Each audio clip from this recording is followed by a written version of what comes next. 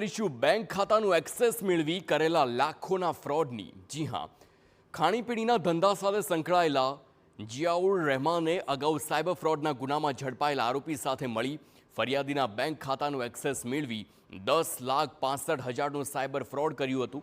જે મામલે પોલીસે અગાઉ પકડાયેલા આરોપીની પૂછપરછમાં ખાણીપીણીના ધંધા સાથે સંકળાયેલા જિયાઉર રહેમાનની ધરપકડ કરી.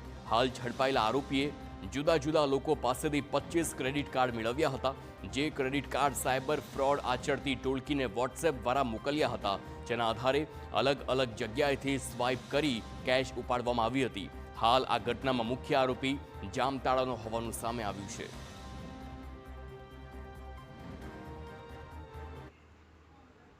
ફરિયાદીનો ફોન કોઈ ખોટી લિંક મોકલીને એમનો ફોન હેક કરીને 10.5 લાખ રૂપિયા જેટલા એમને પાસેથી પડાવ્યા. જે ફ્રોડ કરનાર ગેંગ છે એ જામતારાની ગેંગ છે અને રાજેશ્વર સ્વાઈન એક ઝિયાઉલ અંસારી કરીને એક બીજો માણસ છે, એમના મારફતે જે મંડલ ગેંગ છે જામતારાવાળી એમની સાથે સંકળાયેલ હતો. અને ગઈકાલે અમે લોકોએ જે ઝિયાઉલ અંસારી છે એમની ધરપકડ કરી છે.